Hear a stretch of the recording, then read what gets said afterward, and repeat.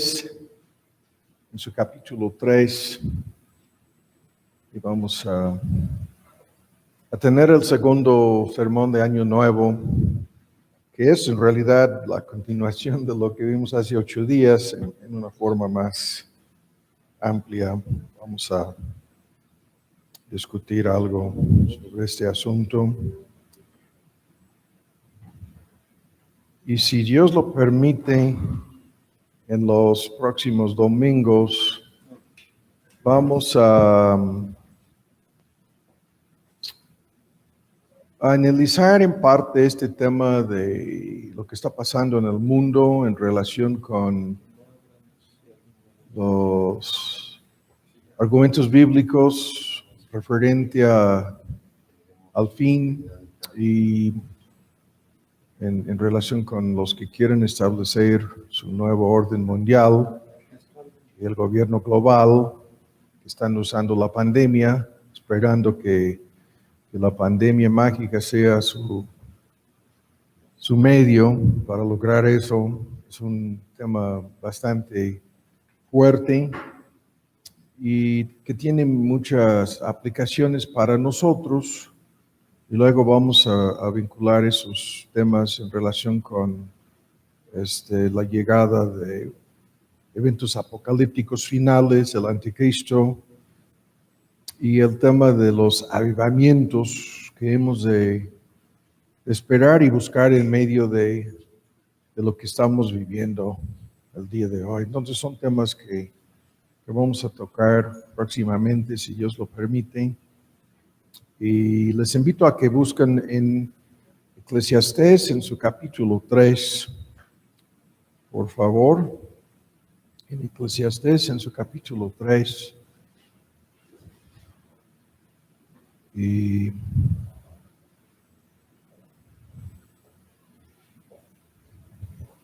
primero vamos a orar. Padre, damos muchas gracias por habernos reunido, por el privilegio que tenemos de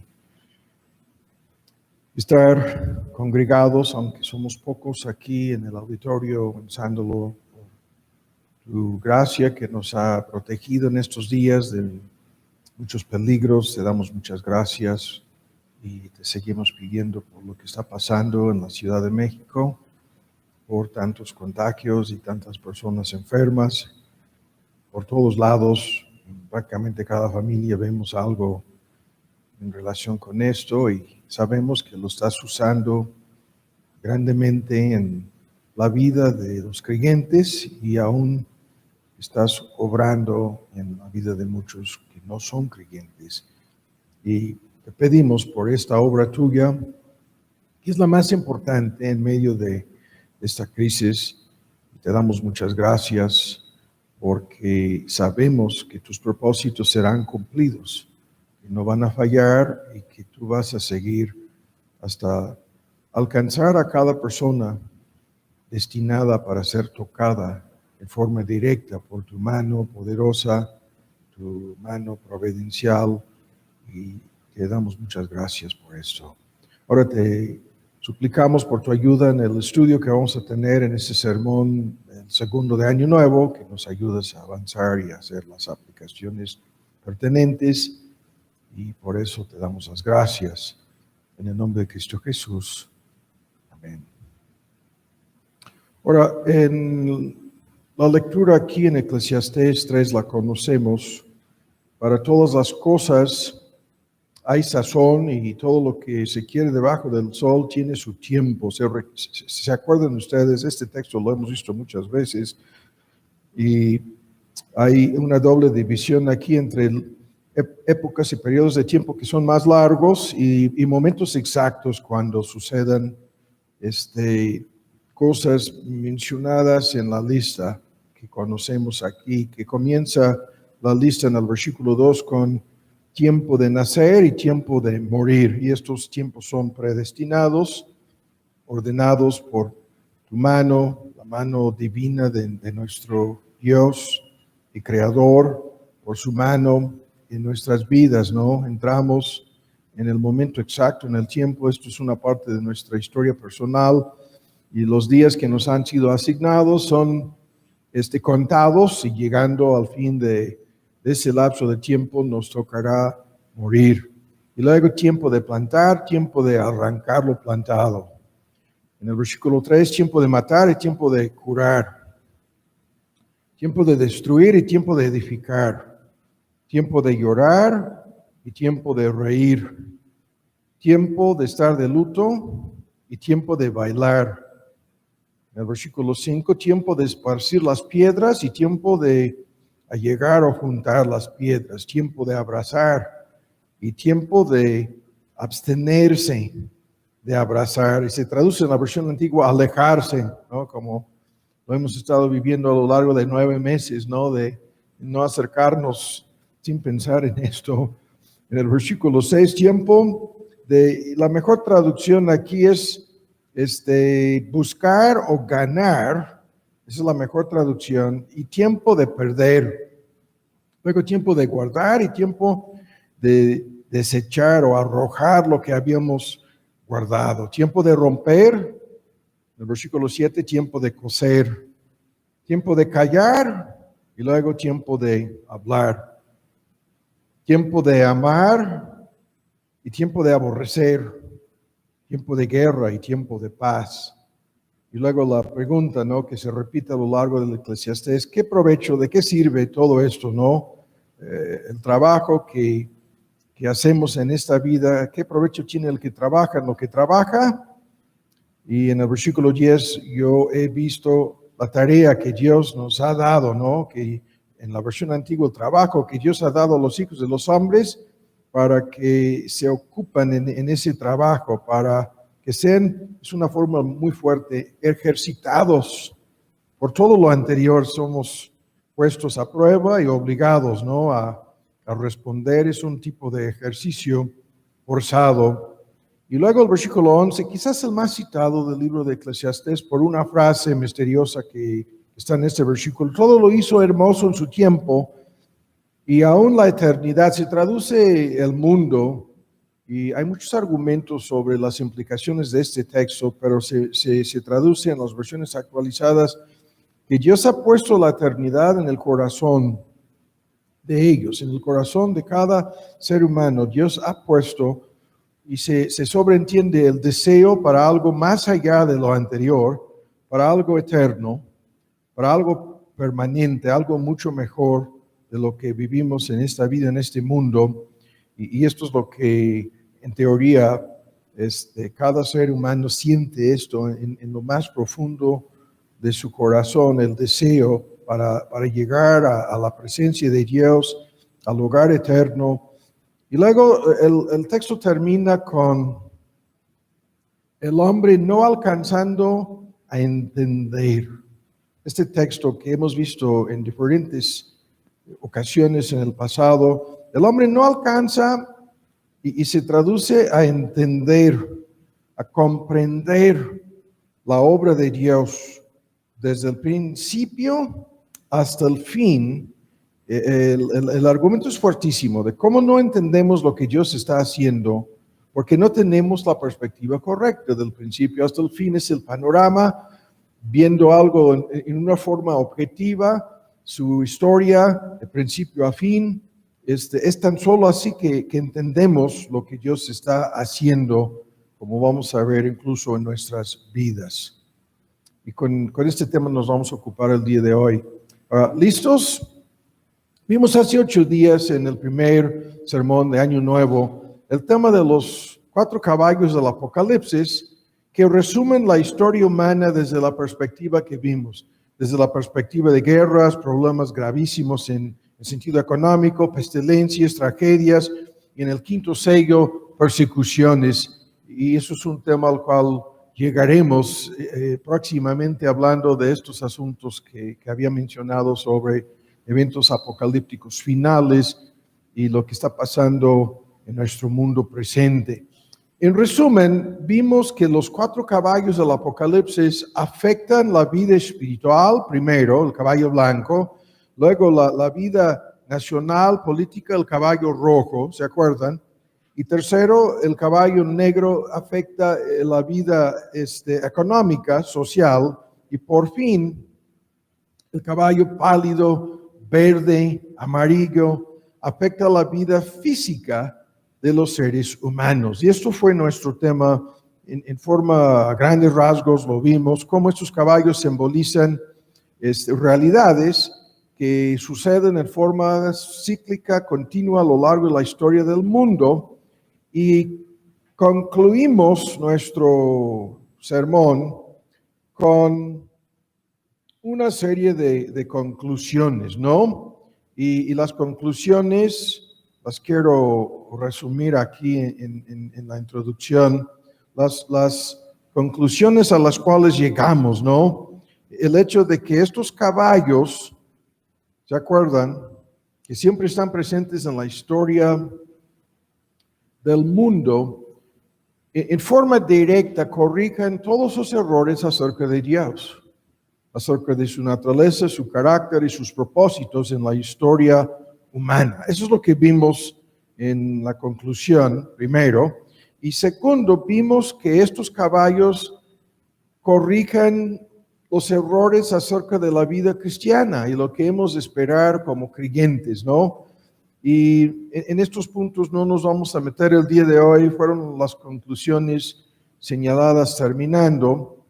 Y en la conclusión señalábamos ese punto de cómo estos caballos también nos enseñan lo que ya sabemos. La salvación le pertenece a Jehová, ¿se acuerdan? Esa salvación que procede de Dios, que depende de Él, que a Él le pertenece en todos los sentidos. La salvación le pertenece a Dios, sea en cuestiones temporales, físicas, eternas, espirituales, todo el asunto. La salvación está en las manos de Dios.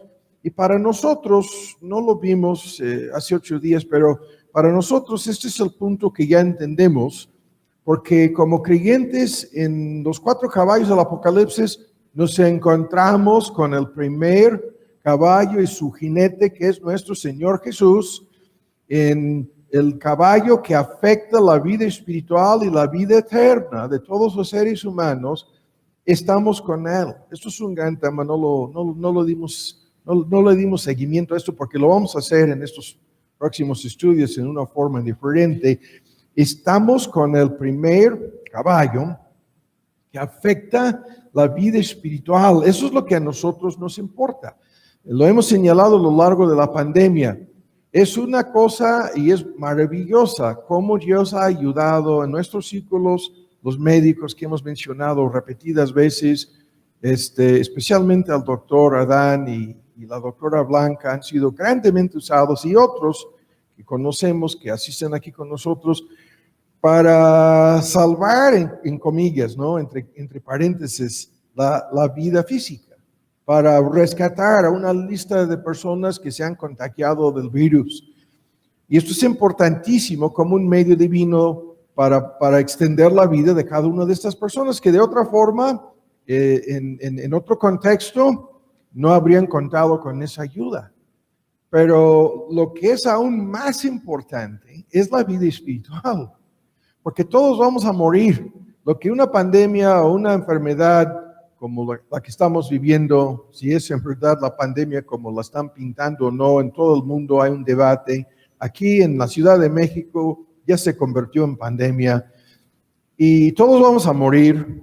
Lo único que sucede es que en una forma más acelerada, más comprimida, se mueran y muchas personas en una forma, la que pensaríamos, salvo los viejitos, en una forma prematura. Salen de este mundo. Pero a eso vamos a llegar todos. Con o sin la pandemia, llegaremos a la muerte. Y lo que importa no es eso, sino nuestra vida eterna, nuestra vida espiritual, nuestro destino eterno, que está metido de por medio. Y eso es lo que los caballos nos enseñan. La salvación pertenece a nuestro Dios. Jonás 2, versículo 10. Ahora, concluimos hace 8 días con este comentario. Ese es el tema que nos va a ocupar el día de hoy. Estos caballos son para nosotros una tremenda prueba de fe. Y lo vamos a ir analizando próximamente en los estudios ya mencionados, si Dios lo permite, cómo estos eventos que nos sorprenden tanto, que nos sacan de onda, eventos para nosotros desde hace 100 años no había sucedido algo como esto en la historia del mundo. Entonces, ninguna persona viva en este momento de la historia había experimentado lo que estamos comenzando a entender como algo grave en la historia mundana y grave en la vida de muchísimas personas. Es algo que se considera como la amenaza existencial que pone en peligro muchas cosas y que nos obliga a cambiar nuestro entendimiento de estas cosas. Estos caballos son, en este sentido, una tremenda prueba de nuestra fe. Y en este sentido estamos obligados a responder a estos caballos y a sus implicaciones para nosotros con fe. La fe que nos pone en contacto con Dios, que nos da la capacidad de creer su palabra, de entender hasta cierto punto su palabra, de confiar en sus promesas, en sus propósitos, de glorificarse a sí mismo y conducir las cosas hacia un fin predeterminado. Esta fe que puede enfrentarse con la pandemia, como lo hemos vivido, que no pone ninguna restricción ni limitación sobre nuestro Dios. Esta fe, como vamos a ver nuevamente el día de hoy, que nos da la capacidad de ser pacientes y de esperar hasta que veamos el desenlace de principio a fin de todo esto. Tenemos que andar no por vista, sino por fe, aguardando y esperando con paciencia. Y como vamos a ver terminando el día de hoy, echando nuestra carga, el peso de toda nuestra preocupación, ansiedad, inquietud, etcétera.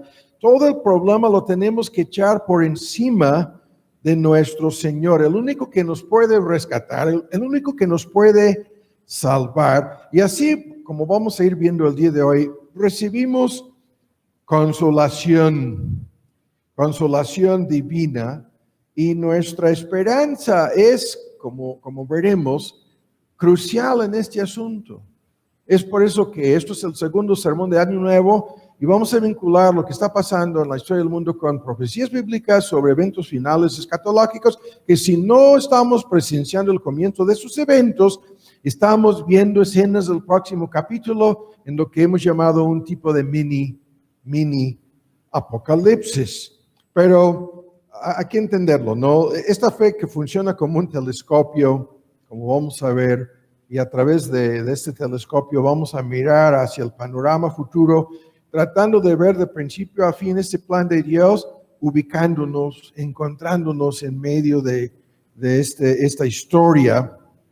No, vamos a verlo así. Ahora, vuelvan a nuestro texto aquí en Eclesiastés 3, que dice en el versículo 11, que el hombre no entiende lo que Dios está haciendo de principio a fin. El primer versículo habla de estas sazones, etapas, periodos de tiempo que son más largos, lo que llamamos estaciones del año de forma cíclica. La palabra tiempo, que se repite continuamente en lo que ya hemos leído aquí, se refiere a los momentos exactos en la providencia divina antes de llegar al fin. Y nosotros, como no hemos llegado al fin, estamos atrapados en estos tiempos. El texto dice que mientras que estemos aquí en la tierra, no vamos a entender lo que está sucediendo en su plenitud. Y eso es un argumento que vimos al principio de la pandemia, de cómo pudiéramos precipitarnos tratando de adivinar, tratando de especular, tratando de saber anticipadamente lo que va a ser el desenlace de todo esto o lo que va a suceder en un momento dado en cualquier circunstancia en nuestra vida, ¿no? Lo hemos señalado así. Y el texto dice que Dios no nos permite saber más allá de ciertas cosas. Y esto es una tremenda ilustración para este sermón de Año Nuevo, ¿no? El segundo. Nosotros nos fijamos en lo que está pasando en el momento. Y esto nos obstaculiza y nos impide a ver más allá del momento. Y esto lo hacemos como lo vuelvo a decir, con lo que está pasando en la historia del mundo, en la historia que nosotros estamos viviendo, como de igual manera en nuestras propias vidas. Nos fijamos en nuestra vida en este momento, lo que ha sucedido hasta ahora. Y en la mayoría de los casos llegamos a este momento y no podemos ver más. El texto nos obliga a pensar en esto y a ver en una forma más amplia, de principio a fin, lo que está sucediendo.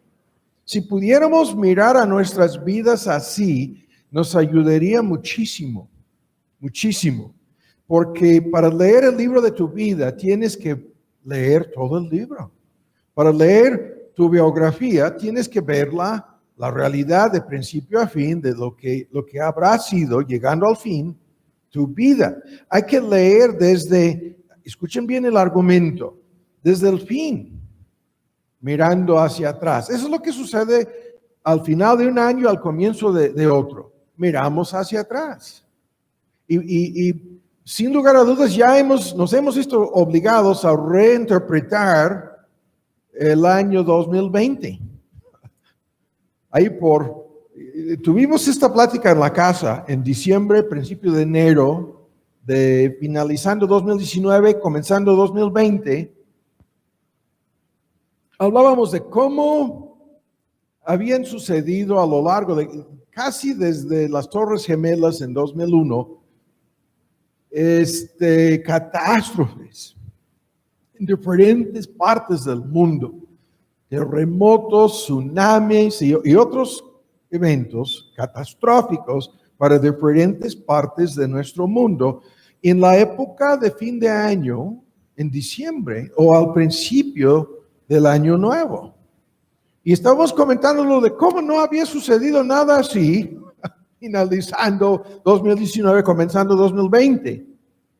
Hablábamos de esto. Y cuando comenzaron los primeros reportes sobre la pandemia, ahí en enero y entrando a febrero, estábamos ahí en nuestra casa, platicándolo en la familia, alrededor de la mesa, con prácticamente todos descartando la posibilidad de que esto fuera algo más allá del HNR1, ¿no? Si no me equivoco, o sea, de la influenza que habíamos vivido hace 9 años en la Ciudad de México.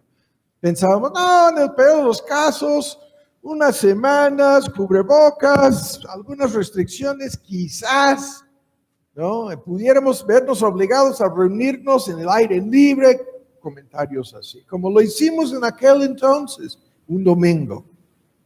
Y no teníamos idea alguna de lo que iba a pasar. Ni creíamos que esto se iba a convertir en lo que hemos vivido. Y para los que están tratando de adivinar el desenlace de esto en el año nuevo, en el 2021, algunos están contando con ojalá que sea así, que la vacuna sea la vara mágica para frenar por lo menos lo que está pasando. Si no acabar con la pandemia, frenar lo que estamos viviendo, de algo que se ha ido empeorando. De esto estoy hablando, frenar eso y detenerlo hasta cierto punto. No lo sabemos. Hay interminables debates sobre estas vacunas que no nos interesan el día de hoy. Pudieran ser en la gracia común de Dios el medio, la tremenda bendición necesaria para que volviéramos a algo más o menos normal. No lo sabemos. Tendremos que esperar. A ver, pero ese es mi punto. Hay que leer la historia desde el fin de lo que estamos pensando o analizando históricamente. Hay que comenzar desde el fin de estos eventos y interpretar y leerlos mirando hacia atrás. Lo vuelvo a decir, esa es la forma correcta para leer el libro de nuestras vidas. Ni una sola página sirve para entender la realidad de lo que ha sido y habrá sido nuestras vidas. Llegaremos al final de nuestra peregrinación por este mundo y tan solo mirando hacia atrás. Lo sigo comentando. ¿Esto qué quiere decir para nosotros en el presente? Que tenemos que trasladarnos hacia ese futuro. Trasladarnos por medio de la fe a nuestra salida de este mundo y contemplar cuál será nuestra perspectiva mirando hacia atrás. Desde el cielo hacia la tierra hemos de mirar. Ahora, este argumento está en una larga lista de textos. Tan solo les invito a ver uno que hemos citado muchísimas veces, 2 de Corintios 4, no pierdan de vista Eclesiastés 3, pero aquí en 2 de Corintios 4 tenemos ese texto que hemos citado tantas veces, que dice lo que acabamos de decir.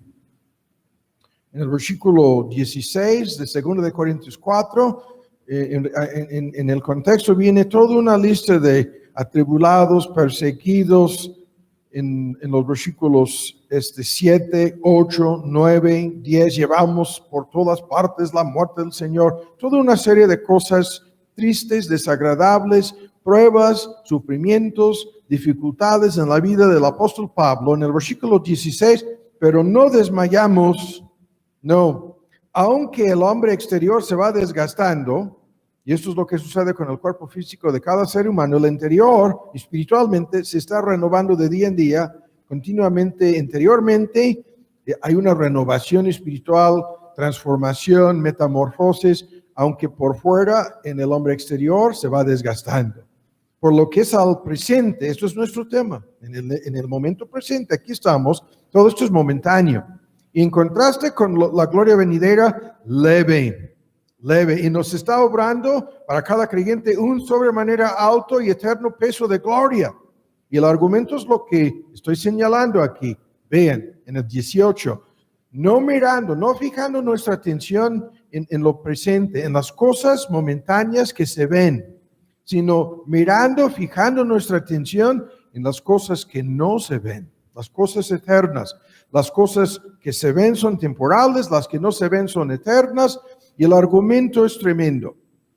Hay un peso de gloria más allá de lo que se puede comprender, metido de por medio en todo lo que está pasando en nuestras vidas, y hemos de mirar desde ese punto futuro eterno hasta nuestra vida presente. Hemos de mirar a estas cosas. Ahora, este argumento vuelvan al Eclesiastés, está en el capítulo 7 del mismo Eclesiastés. Vamos al capítulo 7, al versículo 14 del Eclesiastés, en donde encontramos lo siguiente: en el día del bien, goza del bien, alégrate en el día de la prosperidad, la versión actualizada. Y en el día del mal, en el día de la adversidad, ¿ven lo que dice? Considera. Dios hizo la una y la otra, ¿no? Las dos cosas. Dios hizo tanto el día de la prosperidad como el día de la adversidad, y termina el texto con lo que estamos señalando. Para que el hombre no haya nada detrás de él, la versión antigua, para que el hombre nunca sepa lo que vendrá después. Es el mismo argumento encapsulado, el tiempo no nos permite analizarlo a fondo, pero nos sirve para seguir introduciendo nuestro tema aquí. Dios encamina nuestra historia personal hacia un futuro predestinado, pero en nuestra estancia aquí en la tierra, el futuro terrenal, lo que vendrá antes de llegar a la eternidad, es algo desconocido. No sabemos qué será, como lo estábamos ilustrando con el comienzo del año 2020. No teníamos idea de lo que vendría a ser el año 2020. Muchos lo consideran como el peor año de su vida, el peor año de sus vidas, porque la crisis existencial llegó a su familia, llegó a su trabajo, llegó a su situación económica, llegó con lo que vimos hace 8 días con 25% del pueblo mexicano diciendo que han sufrido la pérdida de algún ser querido en medio de la pandemia, cosas que nadie las esperaba, cosas que nadie sabía que vendrían a ser la realidad. Y eso es lo que el texto dice. No sabemos lo que será. Nuestra única alternativa es la de confiar en el presente, confiar al 100% en Dios Y como vamos a ver, eso es lo que Dios nos obliga a hacer. El tema aquí es gigantesco. Vamos por partes. Si fuéramos a saber el futuro, Dios tiene planeado como esta fórmula, día de prosperidad y día de adversidad, es lo que vimos en el capítulo 3 bosquejado, ¿no? Cosas para nosotros, entre comillas, buenas y cosas para nosotros, entre comillas, malas. El bien y el mal, la adversidad y la prosperidad, las dos cosas. Y ningún ser humano sabe cuál de estas dos le va a tocar en un momento dado. Y esto es una gran bendición. Ven cómo lo estamos diciendo. Quisiéramos saber, es lo que muchos dicen, quisiéramos saber lo que va a pasar, cuándo acabará esto, cuándo se va a mejorar la economía, cuándo los caballos, ¿no? Que todavía no hemos visto el desenlace en el asunto de guerra que pudiera venir a los Estados Unidos. Ya es escuchen mi comentario, lo vamos a, y hay un comentario de César Vidal y otros que si no los han escuchado, si no han visto el mapa de cuánta gente votó por Trump, no tienen idea del tipo de fraude que ha sucedido en la Unión Americana. A partir del día 6 de enero, la Unión Americana dejó de existir. Escuchen lo que estoy diciendo, como una unión. Son los estados divididos que pudieran terminar en un gran conflicto, el caballo rojo, ¿no? No lo sabemos, pero nadie esperaba eso. Nadie pensaba esto. Y los que siguen dudando, espérense. Lo que van a ver les va a caer como una bomba atómica para algunas personas si el desenlace de esto es como todo pinta que esto es lo que va a pasar, aunque estamos sin saber exactamente el momento. Hemos recibido un aviso espantoso sobre el colapso del imperio gringo, así lo voy a decir, que ya está en proceso de colapsarse. Ya no existe un gobierno legal en la Unión Americana. Los que van a asumir el poder no son los gobernantes de ese país. No ganaron la elección ni fueron escogidos por el pueblo. Y esto en cualquier nación, ese es el fin de la unión política de cualquier país en donde sucede algo así. Escuchen lo que estamos diciendo. Volviendo al argumento, si fuéramos a saber el futuro, Dios nos está diciendo, nadie puede saber. Si fuéramos a saberlo, a ciencia cierta, nos haría muchísimo daño. Muchísimo daño. En cualquier sentido. Si fuéramos a saber todo el bien que a nosotros nos va a pasar en el año 2021, todas las bendiciones, ¿no? El nivel de éxito, de felicidad incluso, que vamos a disfrutar en el 2021, nos haría muchísimo daño. Tú no te vas a enfermar. No. No vas a sufrir en sentido económico, sino vas a prosperar. Nos haría muchísimo daño saberlo. No aprenderíamos nada. No tendríamos que confiar, ni andar por fe, ni madurar, ni crecer, ni ser pacientes, ni perseverar. Si fuéramos a saber, este es el año, ¿no? En los temas deportivos, esto es algo que se ha convertido en nuestra familia, en muchos círculos, depende del deporte, depende de los equipos, en donde ha sido tan divertido. Esto es nuestro año, en donde vamos a ganar el campeonato, ¿no? Pero sin saberlo. Y cuando... No voy a decir más aquí. No estoy hablando de ningún equipo, ni 8 visitas al Supertazón en 30 años. No voy a decir más.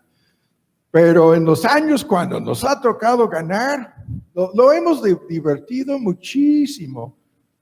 La ilustración es para algunos fea y desagradable, pero si hubiéramos sabido de qué tipo de debacle y catástrofe sufriríamos en algunos de estos años, qué tipo de humillación y vergüenza, Comienza la temporada y no sabemos. Es lo mismo con la historia de nuestras vidas. Dios nos esconde ese futuro. No nos permite saber las cosas difíciles, las cosas pesadas, las cosas desagradables, las grandes pruebas. Si fuéramos a saber de esas cosas, esto echaría a perder lo anterior. Se echaría a perder todo el bien, porque estaríamos todo el tiempo con la sombra de esas cosas, esperando, ¿no? Estas cosas desagradables que sabemos que van a venir. Las bendiciones en el presente se echarían a perder si pudiéramos saberlo.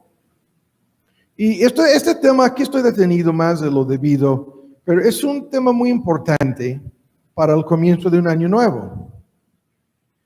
Muchas personas piensan que Dios se equivoca al actuar así, al no dejarnos ver. Muchos dicen, si tan solo pudiéramos saber tanto lo bueno como lo malo, podríamos prepararnos. Eso es lo que dicen, ¿no? En cuanto a, y esto es una regla fija, en cuanto a cuántas cosas, si pudiéramos saber lo que va a pasar económicamente, si pudiéramos saber lo que va a suceder en la bolsa, si pudiéramos saber, ¿no? Y la lista aquí es interminable, en cuestiones políticas incluso. Si pudiéramos saber si hay un arreglo para la catástrofe y la caída del imperio gringo, cambiaría toda nuestra perspectiva, es lo que dicen. En cuestiones de salud, en cuestiones, la lista es interminable. Podríamos administrar, podríamos ser mejores mayordomos, podríamos prepararnos. Y Dios dice, no, ustedes no pueden saber. Nadie sabe. En el mundo esotérico, eso es un negocio en todo el mundo. La lectura desde cartas hasta, no voy a decir, en donde están ofreciendo a la gente lo que estamos diciendo que Dios no permite que nadie sepa. Si pudiéramos saber los retos, pruebas, tribulaciones, podríamos prepararnos para estas cosas, es lo que dicen, pero lo sigo diciendo,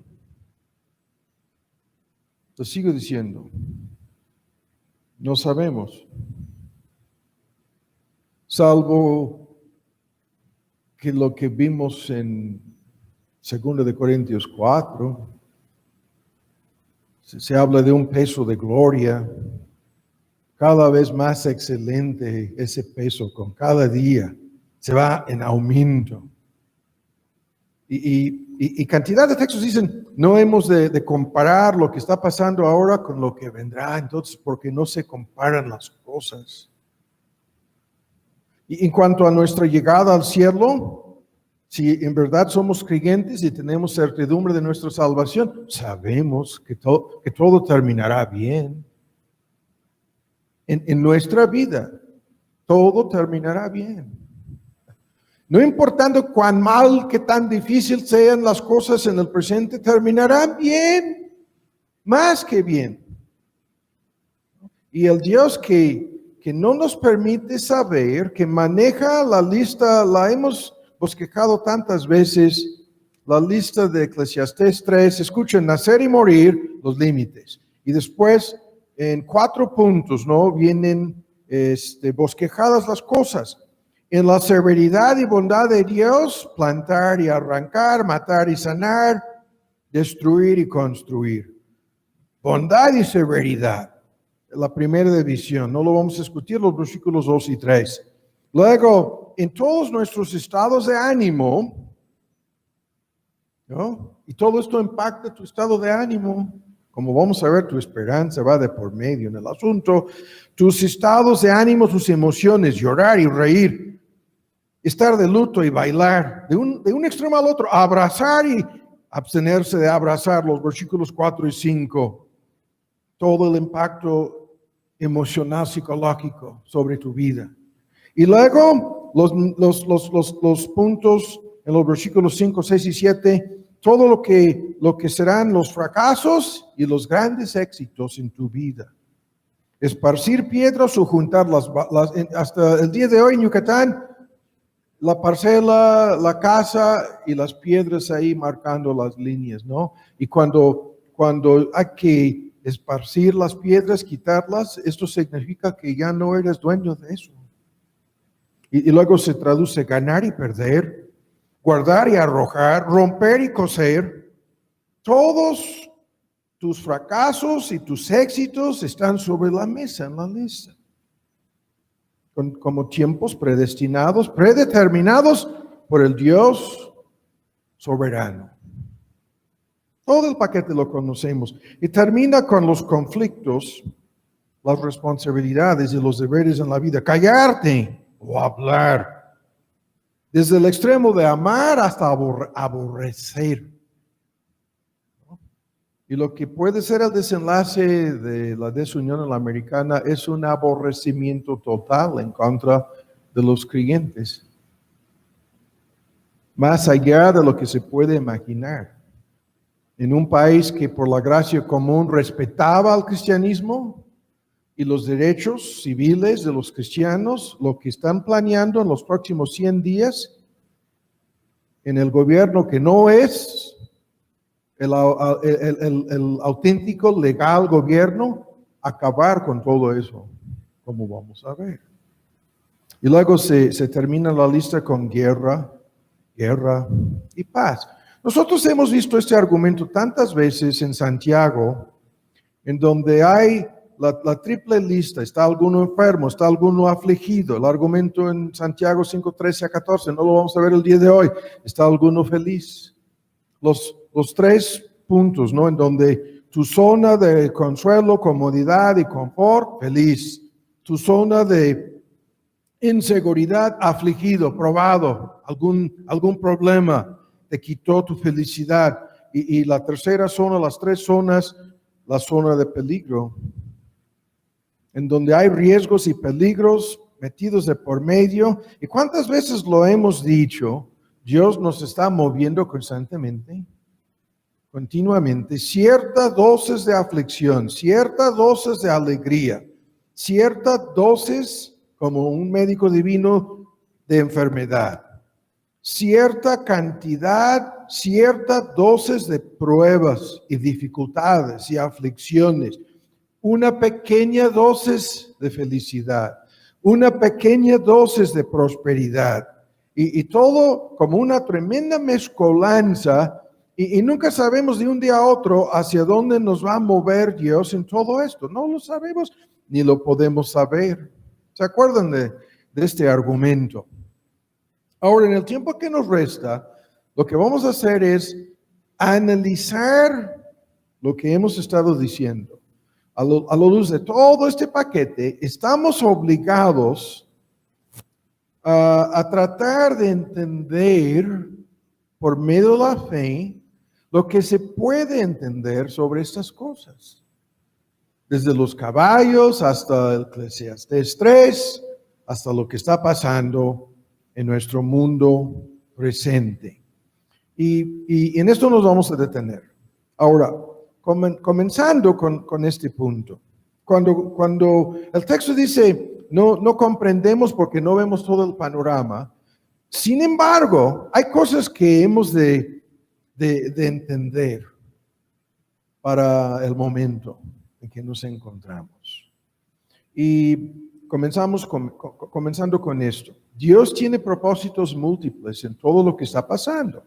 Propósitos en cuanto a la historia, propósitos en cuanto a las naciones y la historia de cada nación. Y cuánto más nos interesa a nosotros estos propósitos para nosotros, para nuestras vidas. En la lista de estos propósitos, la lista es interminable, son propósitos múltiples. Escuchan, Dios tiene el propósito en la vida de cada creyente, vean en una forma directa, tiene el propósito. Vean, vamos a leer algunos textos en Santiago 1. Tiene el propósito de madurarnos, tiene el propósito de perfeccionarnos. Este propósito lo hemos estado señalando constantemente en la miniserie sobre los cambios en relación con nuestra nueva identidad. Dios tiene el propósito de perfeccionar, madurar, completar lo que falta en nuestra transformación. Esto es el argumento al principio de Santiago, su primer capítulo, en el versículo 2, hay que tomarlo como motivo de sumo gozo. ¿Cuán difícil es esto? En medio de cosas tan difíciles, sumo gozo, al caer en diversas, toda clase de pruebas, luchas, dificultades están sobre la mesa, sabiendo que para nosotros el propósito es una prueba de nuestra fe, lo que comenzábamos diciendo el día de hoy.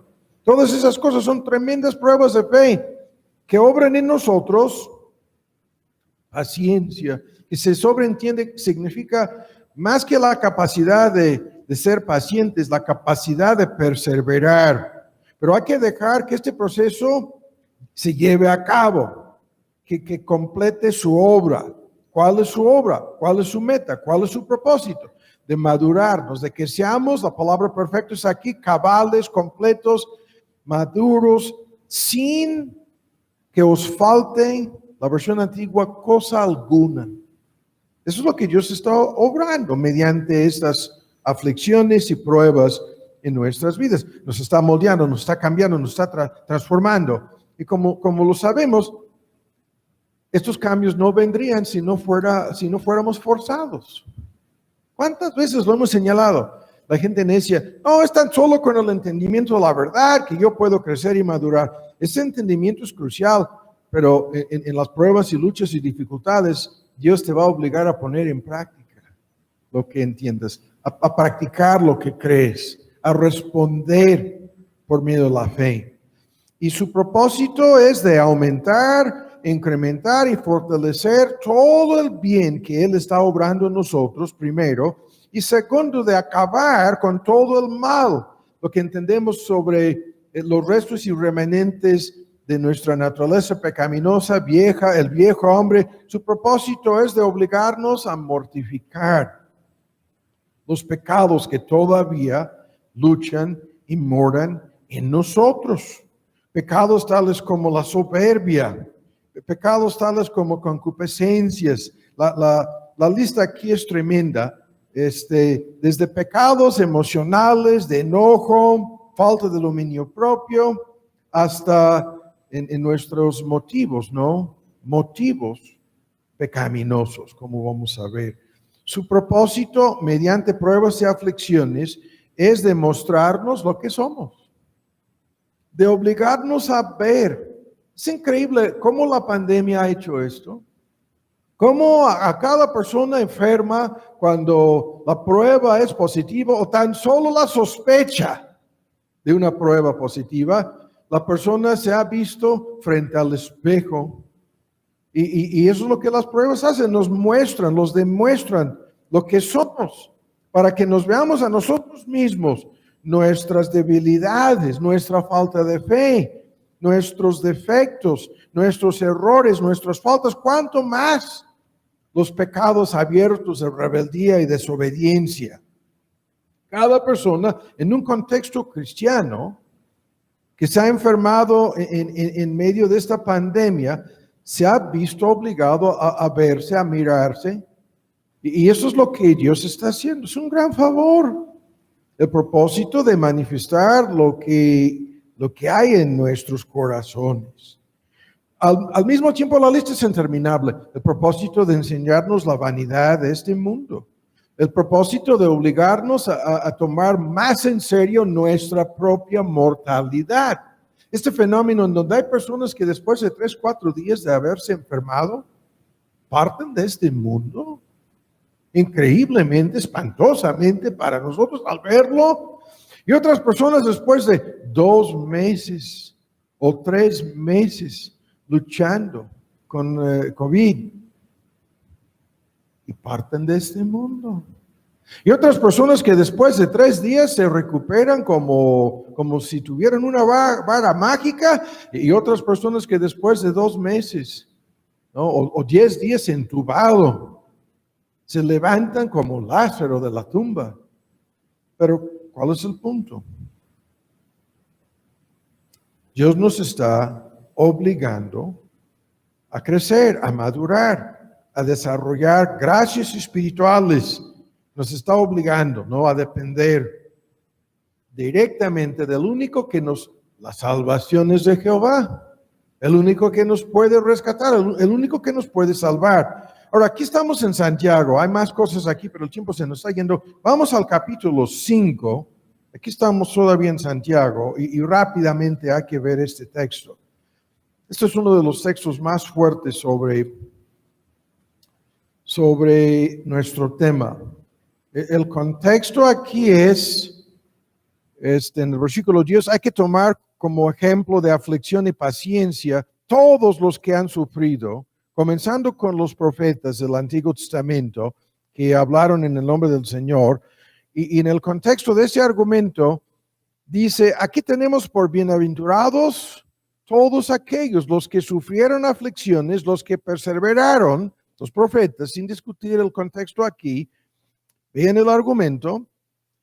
Tenemos ahora, estamos mirando la totalidad del asunto, estamos viendo de principio a fin su vida y tomamos esas personas como las más bienaventuradas, las más bendecidas.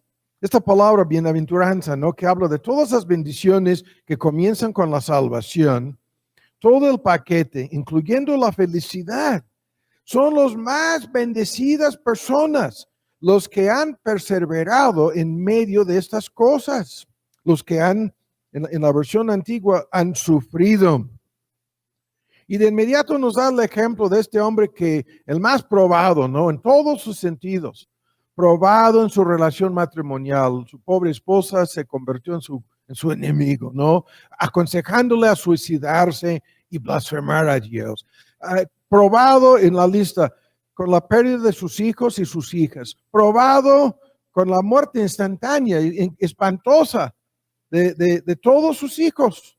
Probado. La lista no lo vamos a discutir ni repasar en su totalidad, pero como en sentido paternal, matrimonial, económico, social, sus mejores enemigos se convirtieron en sus peores enemigos, igual como su mujer. Y luego, en lo más fuerte, probado como nosotros estamos siendo probados sin entender el porqué. Sin entender qué es lo que Dios estaba haciendo en la vida de Job. Ese es el ejemplo señalado aquí. Sus tres enemigos llegan, te vamos a decir, pobrecito, lo que Dios está haciendo contigo, y ninguno de los tres tenía razón.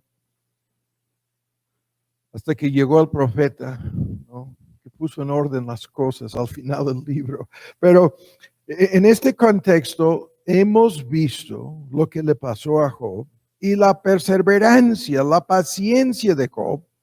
¿Cómo no se dio por vencido en su gravísimo error de pedir la audiencia, de pedir, ¿no?, el debate con su creador? Si yo tuviera acceso a él, yo le preguntaría esto y aquello y le pediría cuentas a mi creador, a mi hacedor. ¿No? Y luego al final del libro se queda con la boca cerrada. ¿No? Ni una palabra tiene que decir a su creador, tan humillado, y habéis visto el fin. Cómo el Señor fue tan misericordioso, tan piadoso con Job. Cómo terminó con tremendas bendiciones que sobrepasaron todo lo que se había perdido. No vamos a meternos en los detalles. Es increíble cómo la historia termina. Y el argumento del texto es lo que nos interesa. Bienaventurados todos los creyentes que perseveran en medio de cosas así. Bienaventurados, bendecidos. Todas las cosas que pudieran provocar que te dieras por vencido, que pudieran provocar un colapso en tu vida. Todas esas cosas, aflicciones de todo tipo, tentaciones y pruebas están sobre la mesa, y el argumento es que estas son las personas las que perseveran firmes, permanecen firmes en medio de esto, no se dan por vencidos. Ahora, entre paréntesis, hay que agregar algo aquí que es de mucha ayuda. Y como estamos aquí en Santiago, vean en el libro anterior, en Hebreos, hay que, entre paréntesis, agregar un comentario aquí. Vamos a Hebreos, a su capítulo 4. El tiempo se nos está yendo aquí, pero vamos avanzando. En su capítulo 4 estamos detenidos con cómo entender lo que Dios está haciendo en esto. Y lo que estamos diciendo es que esto es una tremenda prueba de nuestra fe. Y Dios nos está haciendo bien en medio de todo esto. Nos está haciendo mucho bien. Bienaventurados. Esto es el motivo de sumo gozo al ver todo esto. Y entre paréntesis, este tema se relaciona con lo que estamos viendo sobre la fórmula juntamente con, en Romanos 6, el argumento sobre la unión espiritual con Cristo, juntamente co-crucificados. Y la fórmula en el griego es con. Hay un verbo y la palabra con.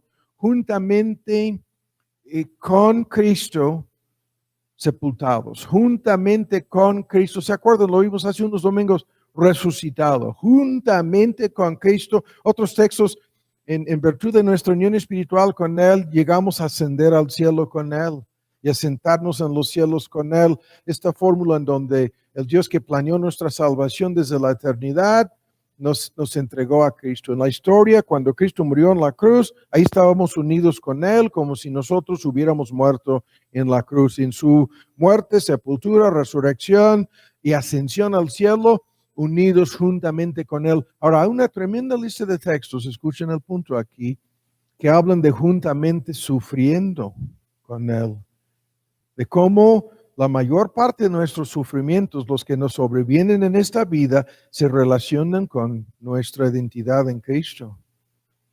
Desde la persecución, si no estuviéramos identificados con Él, si no le perteneciéramos a Él, no estaríamos siendo perseguidos por nadie. Hasta lo que estamos viendo aquí. Si sufrimos juntamente con Él, en Romanos 8, seremos juntamente con Él glorificados. La lista es tremenda. Hay un detalle aquí que nos ayuda en este asunto.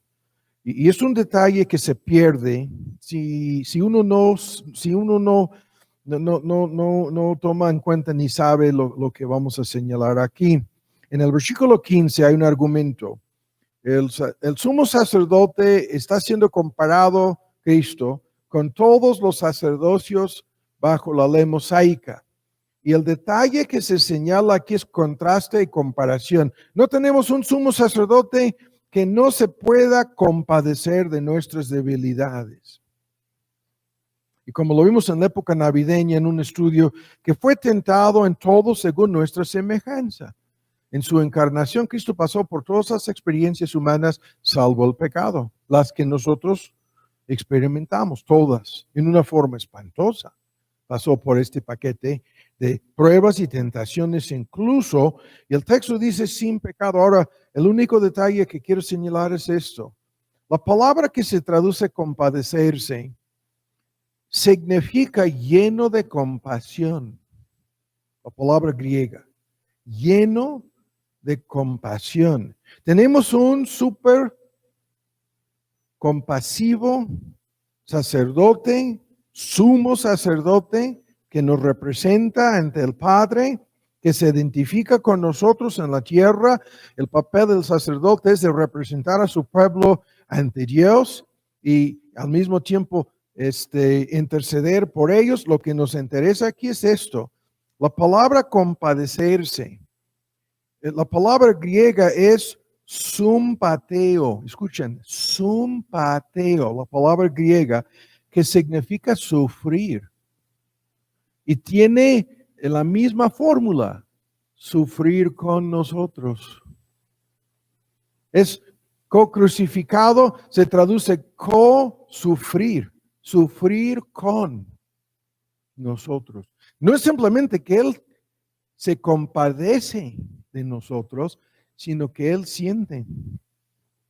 Hasta eso es un gran misterio, es un paréntesis aquí, por eso tan solo lo quería señalar. El argumento merece un análisis profundo. ¿Es posible que Cristo, al Él identificándose con nosotros, en virtud de esta unión espiritual, no simplemente se empatiza, no simplemente sentir compasión, es sufrir con nosotros. El significado de este verbo es tremendo, el argumento. Él está sufriendo con. Es por lo tanto, ¿por qué me estás persiguiendo, Saulo? A mí me estás persiguiendo, el verdugo Saulo, ¿no? A mí me estás oponiendo, a mí me estás atacando, a mí me estás persiguiendo. No, a mi pueblo, pero yo estoy tan identificado con ellos y ellos conmigo que yo estoy sufriendo todas esas persecuciones tuyas. Y otros textos confirman el mismo argumento. Este es el punto aquí en cuanto a nuestras debilidades, nuestras pruebas, nuestras flaquezas en la versión antigua. ¿Se identifica con nosotros hasta ese extremo? Sí. Sí. Y con razón, bienaventurados los creyentes que perseveran ante todas las cosas que nos pudieran colapsar, que nos pudieran vencer, que nos pudieran acabar. No, esto no va a suceder, porque tenemos un sumo sacerdote que está midiendo cada prueba hecha a la medida. ¿Se acuerdan del argumento en Corintios 10? Ninguna prueba que sobrepase tu capacidad de aguantar, de perseverar, no, nada de esto. Y en el peor de los casos, una válvula de escape para que puedas aguantar lo que te está pasando. Y el argumento, escuchan, vuelven a Santiago, ¿no? El argumento aquí es la capacidad de perseverar en todo esto depende de cómo lo entendemos, de cómo lo estamos comprendiendo. Por eso el argumento repetidas veces en Hebreos frente al peligro de apostatar, tremendos argumentos en cuanto a la apostasía, en cuanto a la necesidad de perseverar, y somos preservados, pero el resultado es causa y efecto. Nosotros vamos a continuar perseverando. Tengo un amigo pastor en los Estados Unidos, se me ha dicho, Tomás, lo que va a pasar con la pandemia en la Unión Americana, y ahora lo estamos viendo con el colapso del gobierno. Y lo más seguro es vendrá un colapso económico. Para los que no lo quieren entender, es inevitable ese colapso económico. Lo vamos a discutir próximamente. Y me dijo, Tomás, lo que va a pasar aquí en la Unión Americana, vamos a ver una ola de apostasía. Ya lo hemos vivido en miniatura en todo el mundo. Esos grupos, esas iglesias en donde se les fueron tantos que nunca regresaron. Aquí tenemos unos poquitos por motivos especiales que no han podido venir. De personas que apostataron en medio de esto, todavía falta ver quiénes van a ser. Pueden ser algunas personas que se congregan con nosotros o que son miembros aquí.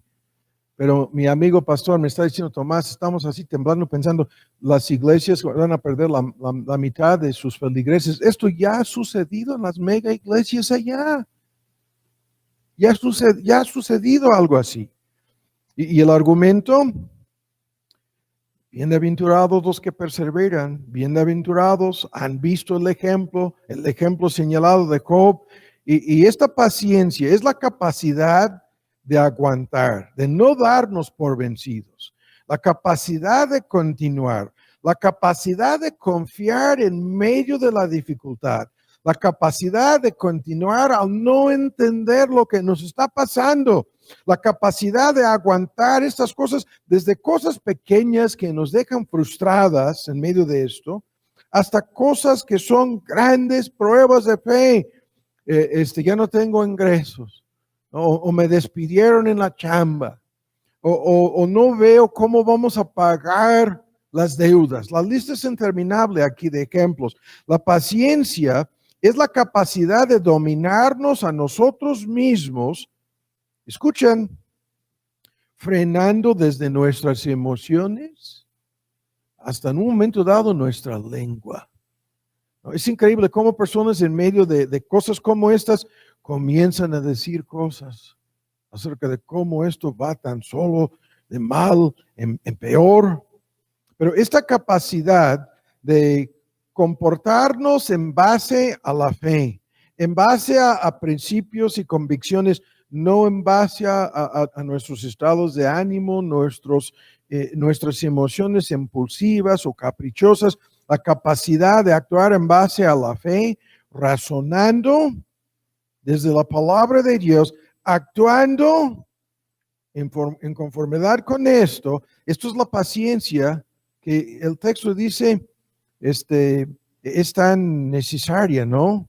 Y tan importante. Y el argumento lo estamos resumiendo aquí porque hay otros textos que hablan de esto en Hebreos que simplemente estamos tomándolos en cuenta.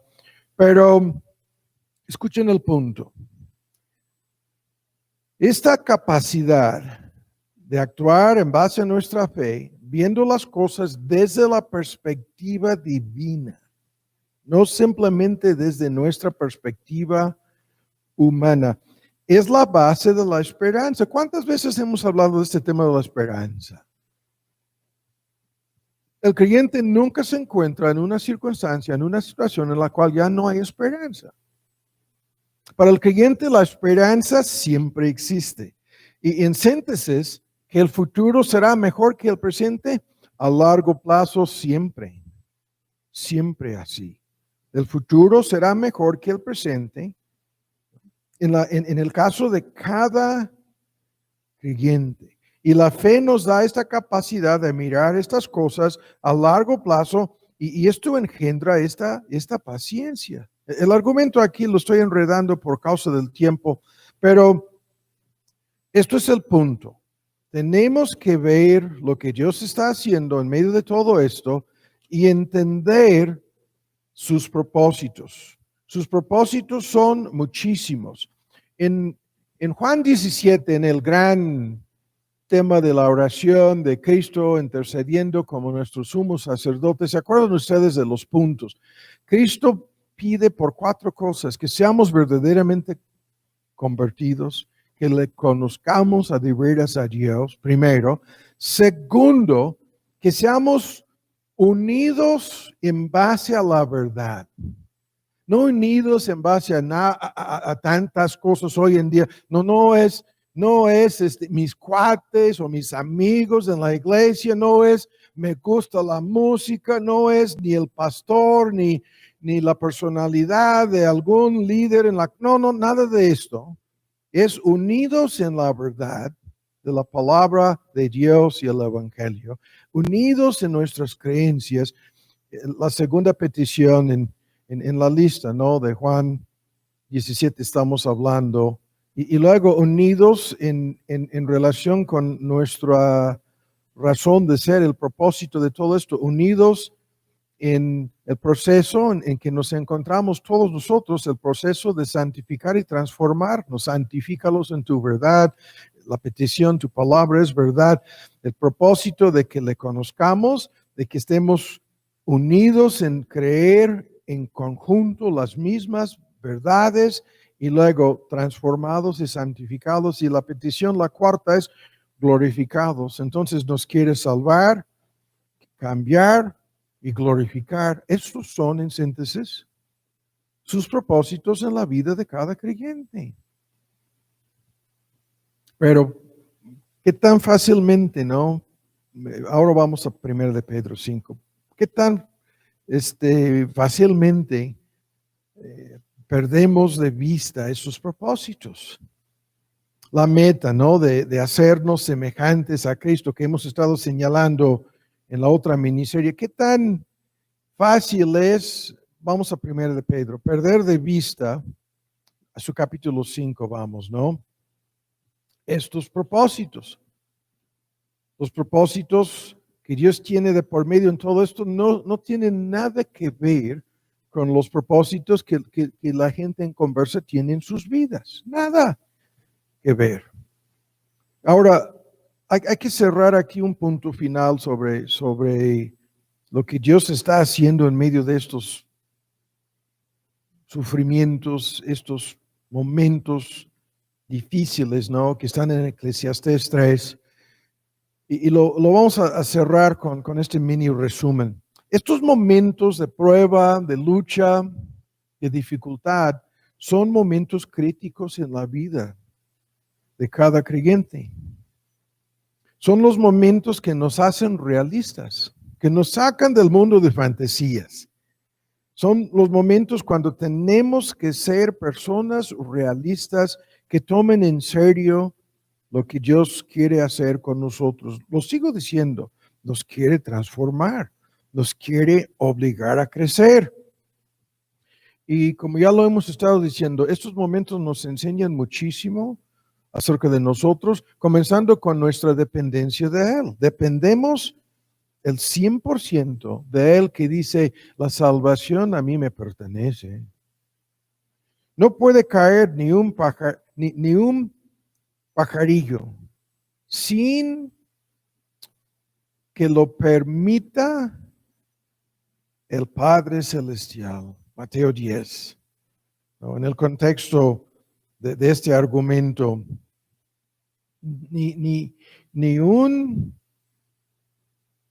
animal que comparado con el hombre tiene un valor que no existe en contraste con el hombre, con cualquier ser humano, este animalito, pajarillo, no puede caer sin que lo permita Dios. ¿Qué es esto? Estos animalitos dependen, en todo el reino animal hay una gran escuela de teología, dependen el 100% de Dios. ¿Cuánto más nosotros?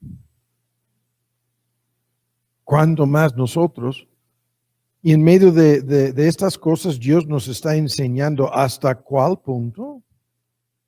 Con una enfermedad invisible que se vuelve cada día algo más contagioso, quizás no tanto peligroso, siguen falsificando las cifras sobre eso. Si tienes menos de 65 años de edad, tu posibilidad o probabilidad de morir del virus es el 99.9%, es menos del 0.01%. Si tienes menos de 65 años de edad, de que vayas a morir de la pandemia. Y sin embargo, hemos visto en nuestro querido México muchas excepciones a esa regla, muchísimas, que nos enseñan lo que estamos diciendo. ¿Hasta cuál punto dependemos del Señor?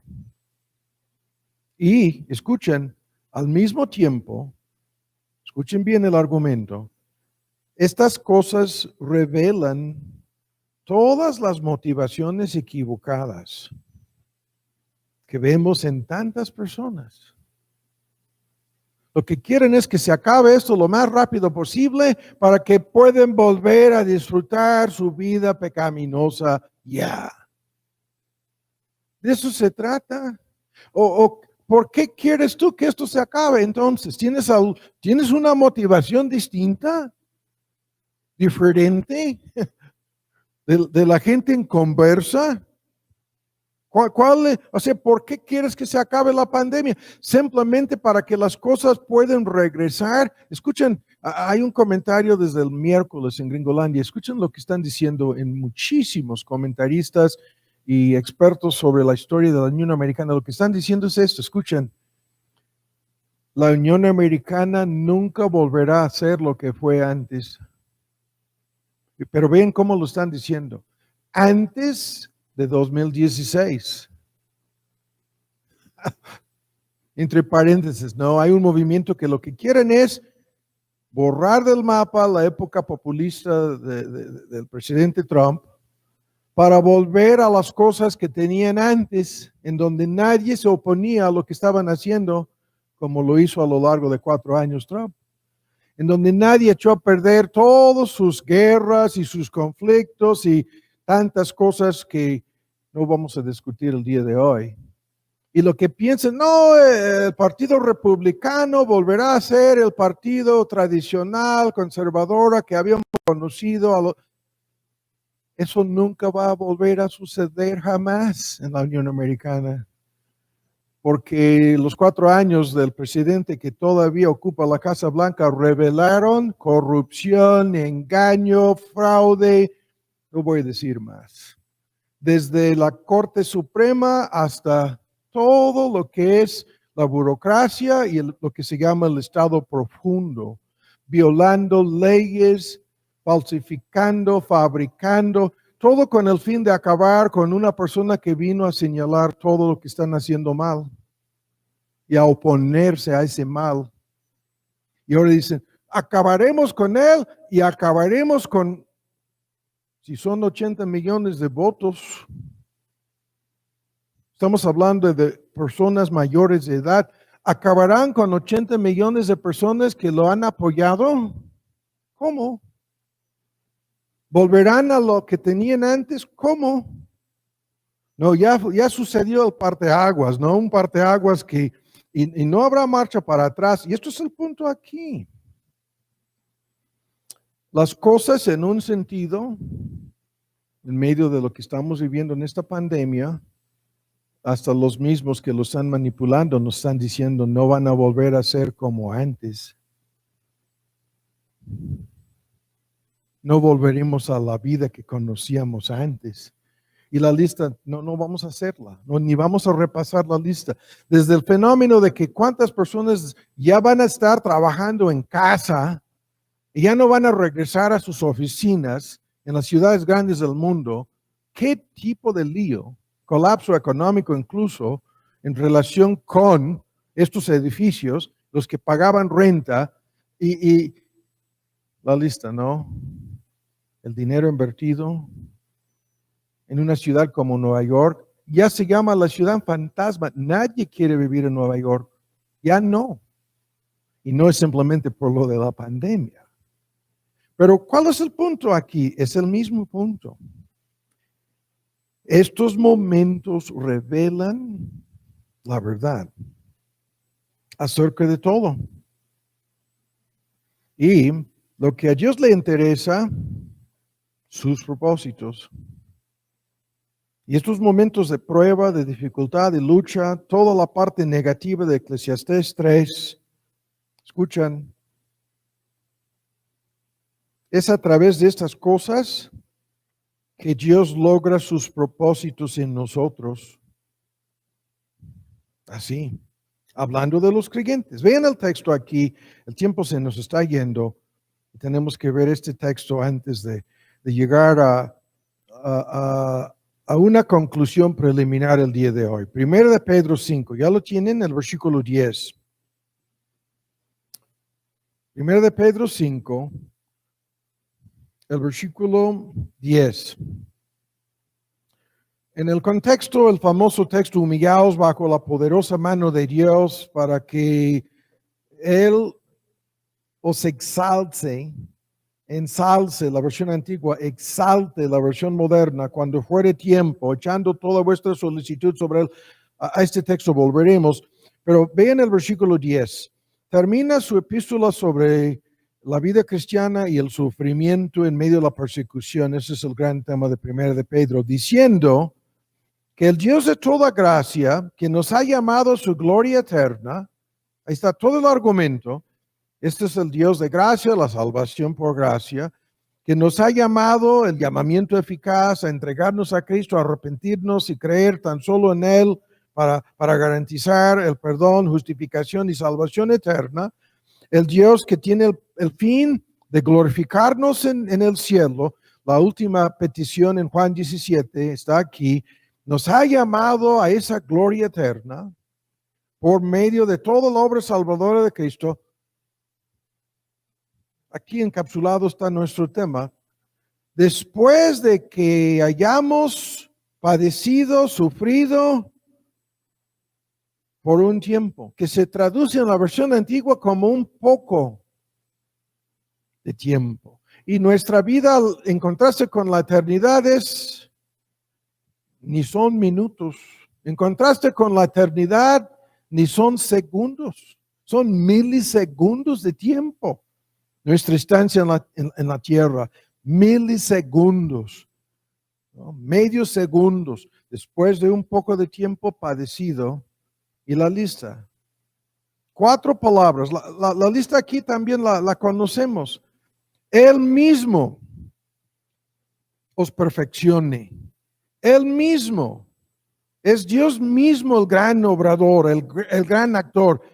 Él mismo La palabra confirmar, confirme, afirmar. Él mismo corrobore, la versión antigua, fortalecer, la palabra en las versiones modernas. Él mismo fortalezca, él mismo establezca, os establezca. Y aquí tenemos este tema que hemos tocado muchas veces en los estudios recientes. ¿Cuál es la meta que Dios tiene?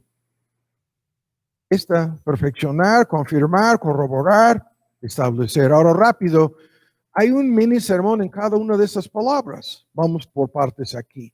La palabra que se traduce perfeccionar se sobreentiende, significa hacer completo, madurar, completar. Incluso va de perfeccionar hasta equipar. Esta palabra quiere decir que no estamos completos, que no estamos maduros, que no estamos llegando a la meta, todavía no, y que Dios va a intervenir de tal modo como para arreglar lo que falta. La palabra griega significa técnicamente suplir lo que falta, arreglar lo que está roto o no que no ha completado o cumplido su propósito, arreglarlo, suplir la parte faltante. Y obviamente se refiere a nuestro carácter. Para que lleguemos a ser la persona que Dios quiere que seamos, y a esto se refieren las 4 palabras, Dios usa el padecimiento, Dios usa estas cosas. Y entre paréntesis, escuchen lo que voy a decir. Otro pastor, es el pastor Downing en California. Hemos estado comunicando por correo electrónico sobre la gravísima situación en California. Y me escribe, me dice, Tomás, tomas en cuenta que los cristianos en la Unión Americana, en esta generación, la que está en este momento en la historia, nunca han sufrido. En contraste con la guerra, la Segunda Guerra Mundial, la guerra en Vietnam, esos están muriendo, son the baby boomers, la generación que está, yo estoy después de esa generación, yo vengo en la parte última de la generación de baby boomers, cuyos papás estuvieron en Vietnam como mi papá, y me dice, Tomás, y el hermano Downing cumple 80 años de edad, cumplió finalizando diciembre 80 años de edad, y me dijo, estamos ministrando aquí en medio de una generación de creyentes en la Unión Americana, nunca han sufrido persecución real. Y el texto dice, hay que sufrir. Ese es el medio. Para completar, madurar primero. Segundo, la palabra establecer o confirmar, escuchan, se traduce mejor afirmar, afianzar es una traducción, hacer que tenga solidez, firmeza, estabilidad, reforzar es una palabra. Los expertos dicen que se refiere a hacer algo tan sólido como granito. Y el medio para hacernos tan fuertes, tan sólidos como es una piedra de granito, es el sufrimiento. Y el argumento para que no haya un colapso, para que no haya un colapso total, para que haya fortaleza, solidez, firmeza, el padecimiento es el medio. Y luego la tercera palabra, fortalecer, es más de lo mismo, llenar de fuerza, la palabra griega. Cuando soy débil, entonces Pablo dice, 2 Corintios 12, tan solo entonces soy fuerte. Y el argumento es el mismo en cada punto. Nuestra fe tiene que ser fortalecida, tiene que ser templada en el horno de la aflicción. Tenemos que pasar por cosas difíciles que su propósito se verá al final, cosas que nos fortalezcan. Y esto es el tema que hemos tocado 1000 veces, lo hemos ilustrado recientemente con el famosísimo Junior. que termina incapaz de hacerse responsable ni siquiera por su propia vida, que no es una persona fuerte, sino tan débil que no puede asumir la culpa ni la responsabilidad de nada, porque nunca fue obligado a hacerlo. Y la forma en que Dios impide que seamos espiritualmente juniors es a través del sufrimiento, a través de las pruebas. La última palabra, establezca, ¿no? La última en la versión antigua, se traduce echar cimiento, cementar, fundamentar, asentar cimientos. ¿Para qué? Para que nuestra fe sea inconmovible, para que tú y yo seamos incapaces de quitar de la roca que es Cristo Jesús en otros textos, para que nuestra casa sea edificada, establecida por encima de Cristo en el Sermón del Monte, el argumento, por encima de su verdad, su palabra, sus promesas, su carácter, su amor, su bondad, su fidelidad, su gracia, su misericordia, su soberanía. Estamos siendo edificados, fortalecidos, establecidos por encima de Él. Y el punto sigue siendo el mismo punto, para que seamos semejantes a lo que Dios quiere que seamos, semejantes a su Hijo, semejantes a Cristo. Estas cosas tienen que suceder. Es por lo tanto que los 4 caballos del Apocalipsis en forma cíclica aparecen en la historia del mundo. Es por lo tanto que la mitad de las cosas en Eclesiastés 3 son para nosotros cosas difíciles, cosas pesadas, ¿no? Cosas que si tuviéramos nuestra voluntad no existirían en nuestras vidas, menos en una forma directa y personal. Ahora terminemos el día de hoy. Hemos avanzado algo con el texto aquí que dice en 1 de Pedro 5, seguimos, ¿no?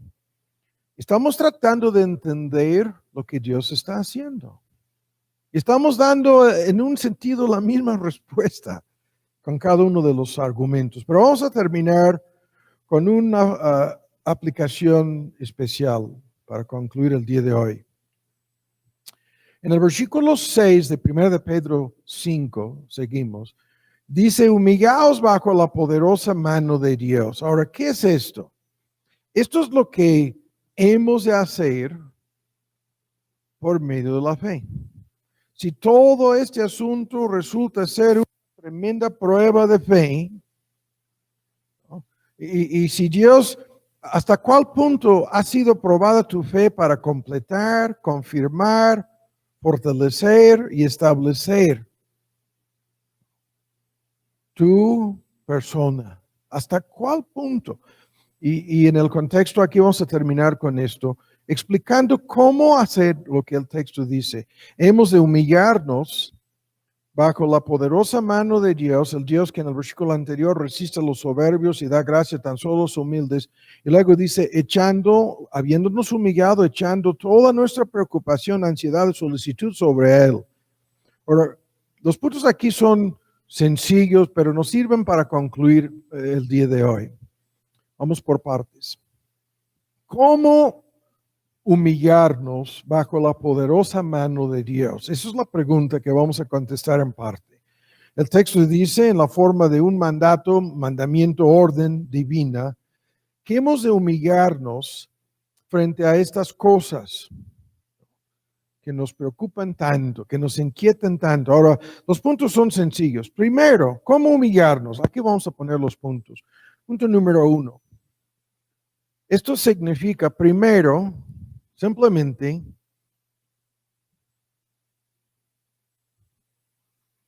número 1, no pelear en contra de Dios.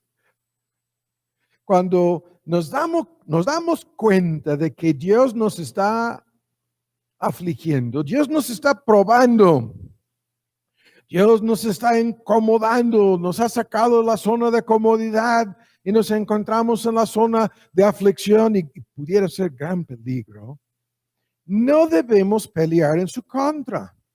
¿Qué quiere decir esto? No debemos resistir a Dios en medio de estas cosas.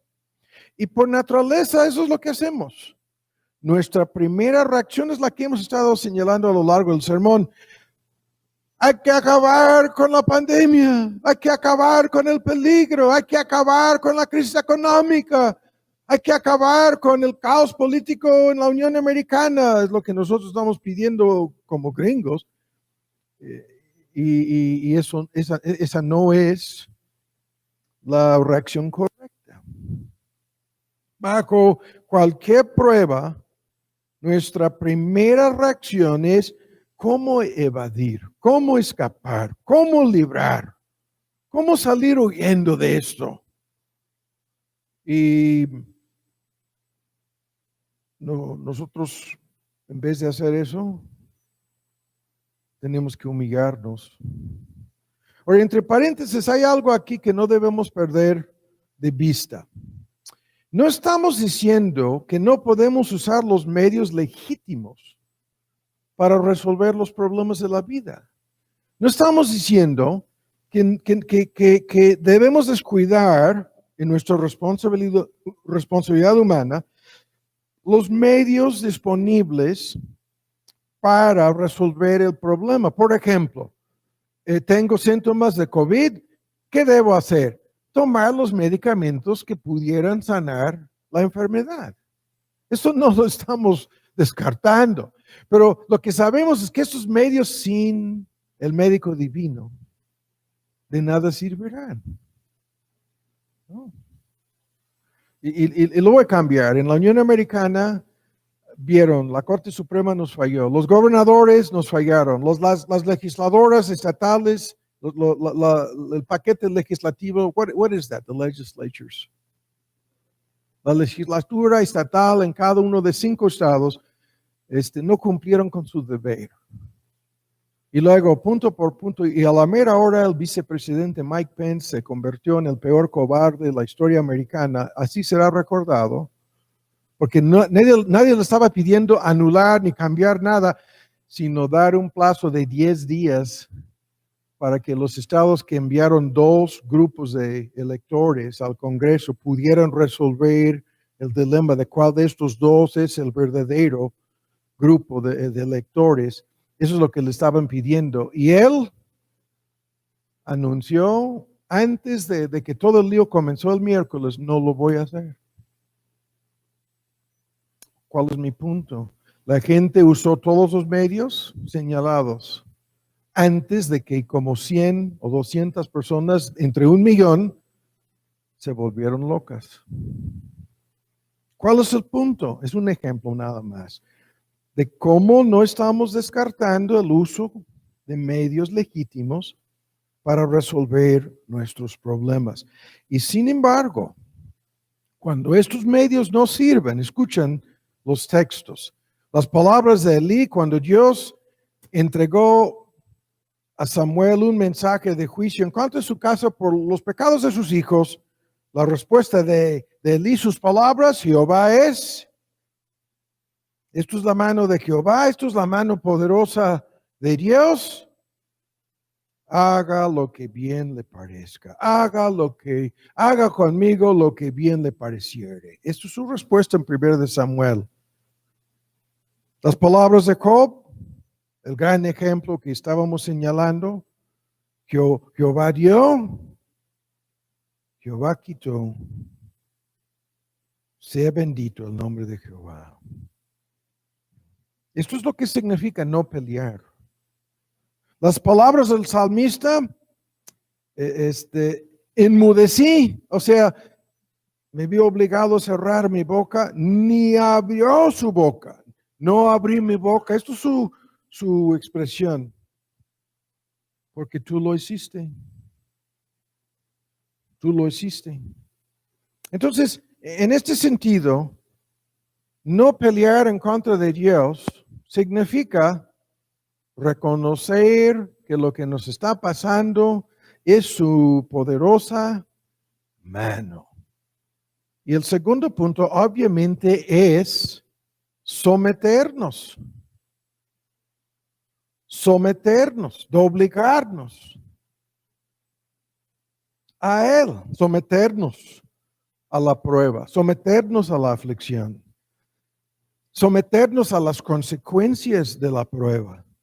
La submisión es crucial en la humillación. La submisión ante cualquier prueba, dificultad o aflicción en la vida no es una opción, sino es nuestro deber. Y el argumento aquí también hay un mini sermón en cada punto.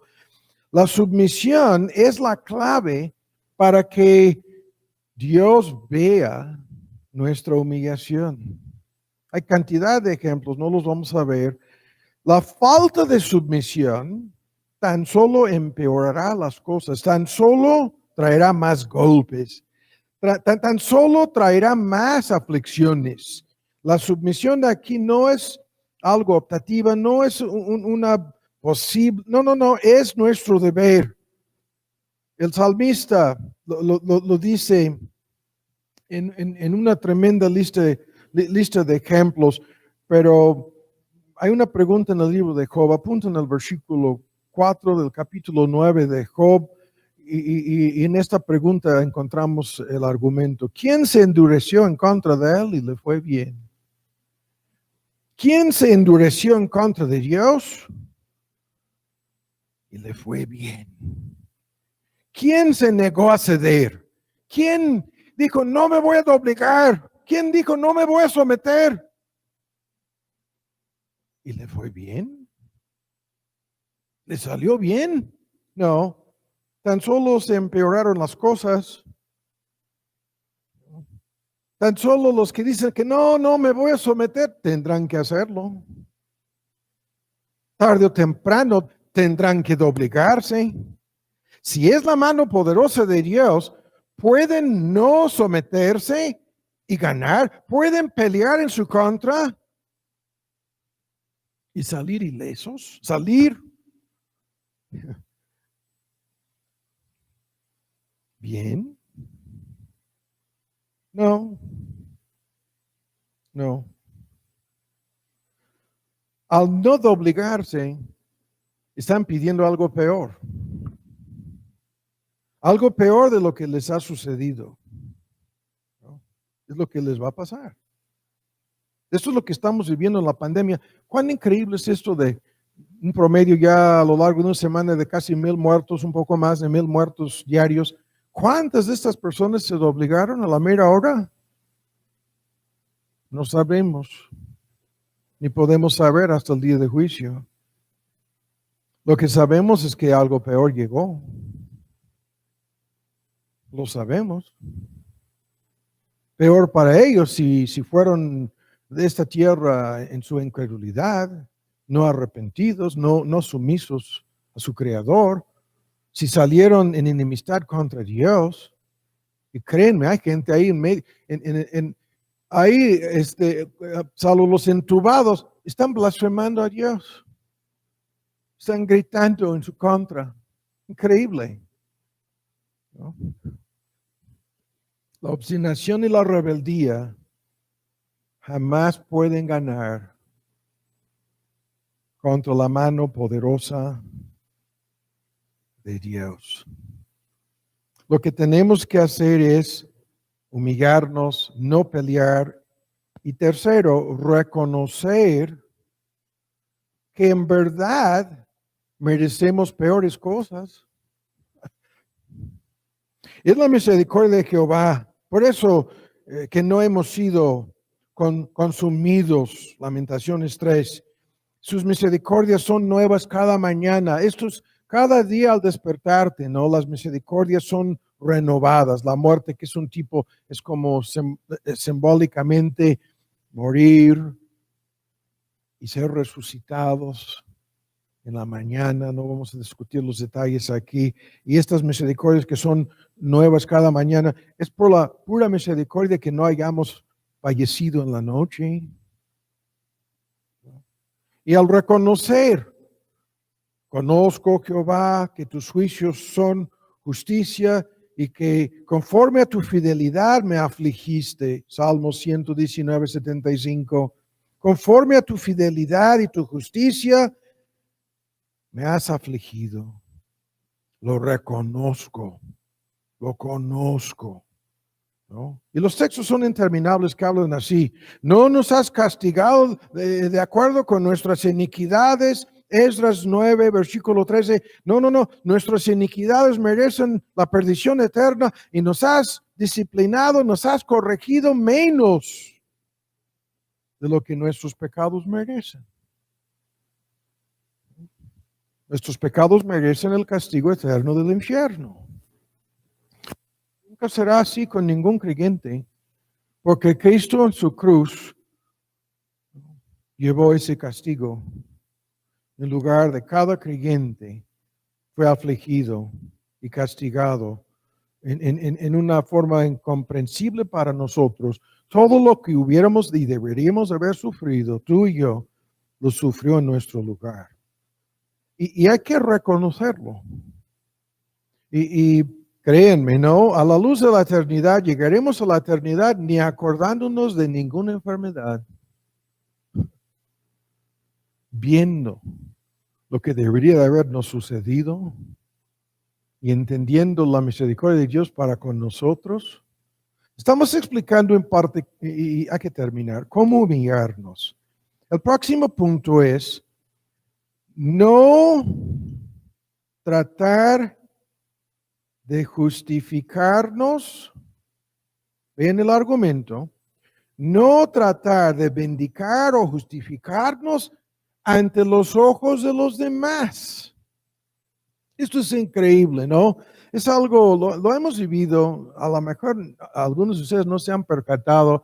Estas personas sospechan de COVID. No quiero que nadie sepa. ¿No?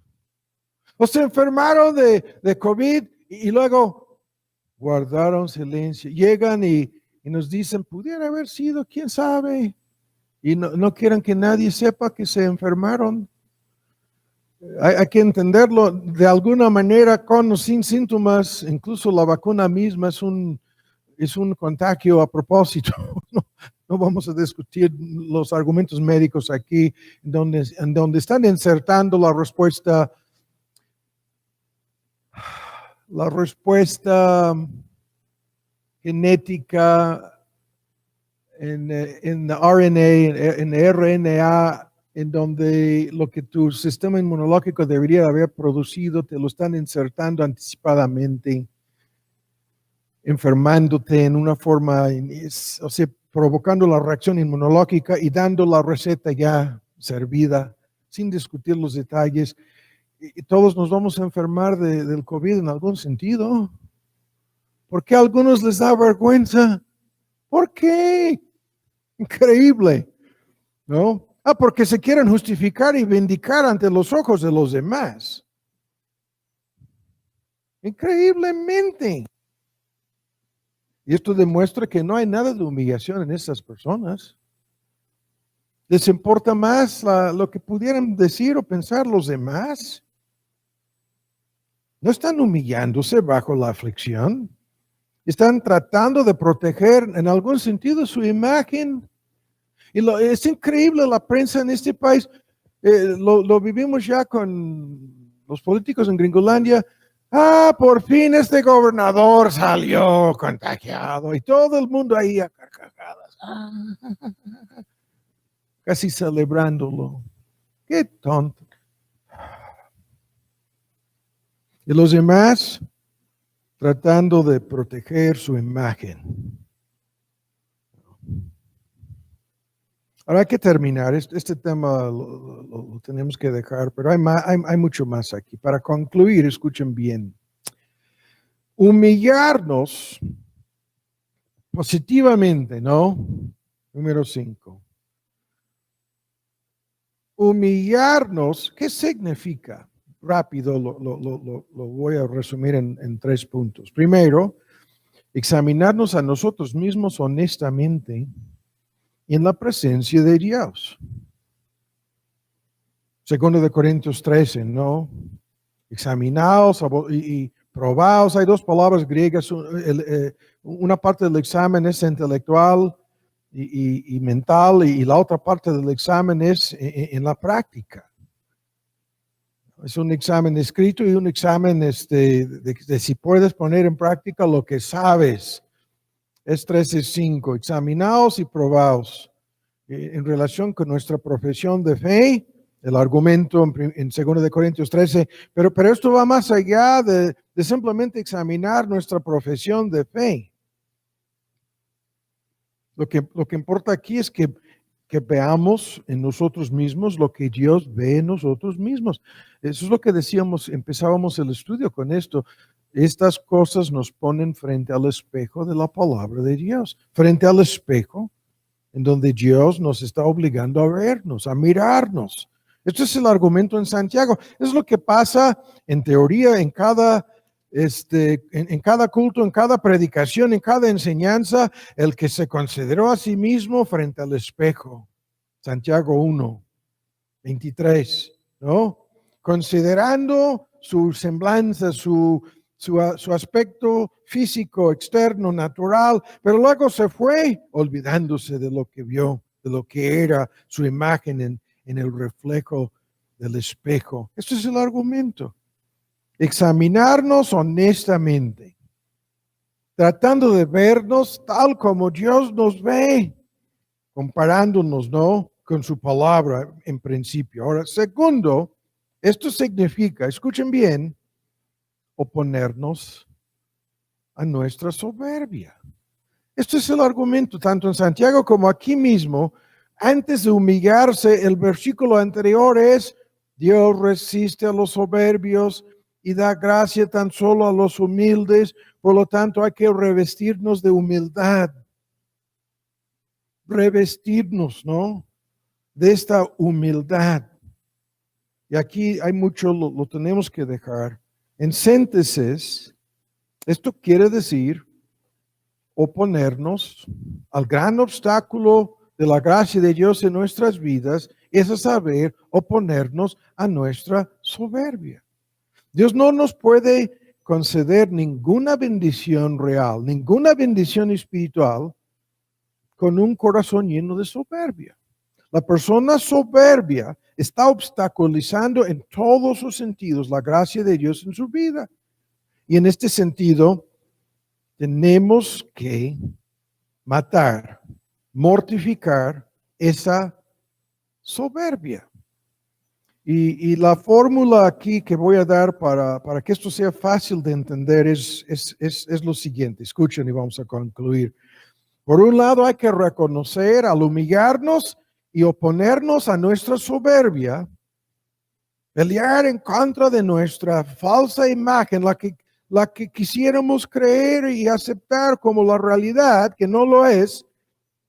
Primero, hay que ver, escuchen para concluir, que todo el bien que hay en nosotros es de Dios, es el fruto de su gracia. ¿Qué tienes que no hayas recibido? La pregunta apostólica, 1 Corintios 4, ¿algo? Todo lo que entendemos como el verdadero bien es el fruto de la gracia de Dios en nosotros. Primero, y humillándonos lo reconocemos. Escuchan, cualquier gracia, cualquier cualidad, cualquier capacidad, cualquier habilidad, cualquier don, cualquier capacidad, ¿no?, de someternos, de obedecer desde la fe hasta el arrepentimiento, todo el asunto es don de Dios. Reconocerlo. De lo que seríamos sin esa gracia, de lo que sería de nosotros sin esa gracia. Reconocerlo, entenderlo, confesarlo. Y segundo, lo que hemos estado diciendo, ya no compararnos a nosotros mismos con los demás, sino compararnos a nosotros mismos con nuestro Señor, con lo que deberíamos hacer, con qué tan lejos estamos de esa imagen. Compararnos a nosotros mismos con la imagen de nuestro Señor. Esto es humillarse. Esto es lo que nos humilla. Así. Y el último punto dice, Vuelven a ver en nuestro texto, estamos aquí en 1 de Pedro 5, el último texto es el versículo 7. Echando toda nuestra solicitud, nuestra ansiedad, nuestra inquietud, nuestras preocupaciones, echándolo todo por encima de Él. Esto es el texto final. Y antes de concluir hay que decir lo siguiente. Esto se hace acercándonos a Dios en oración, confesando todas estas cosas que nos inquietan, nos preocupan en medio de lo que nos está pasando. Si no buscas a Dios, es increíble cuántas personas en vez de acercarse a Dios se alejan. En vez de humillarse, se llenan de soberbia. Acercándonos a Dios en oración, tenemos que, en forma simbólica, pasar de nuestros hombros, pasar de nuestros corazones, todo el paquete a sus manos, se lo entregamos, a sus hombros, lo colocamos, ¿no? Los textos que hablan de esto van desde una traducción es poner todo esto en las manos de Dios, hasta en el Salmo 55 dice, echa sobre Jehová tu carga y él te sostendrá. No dejará caído para siempre al justo, pero es así agachado y se lo pasas a él, a sus hombros, a sus brazos. Muchos textos hablan así, pero ven para terminar lo que hay en este texto. La fórmula, Él tiene cuidado de vosotros, se traduce en forma literal porque a Él le interesa. Escuchen el lenguaje. A Él le interesa. A Él le importa. A Él le preocupa. Es lo que estábamos señalando en Hebreos 4. Co-sufrir, compadecerse de nosotros, sentir lo que nosotros sentimos. Increíblemente, sí. Es exactamente el argumento de este texto.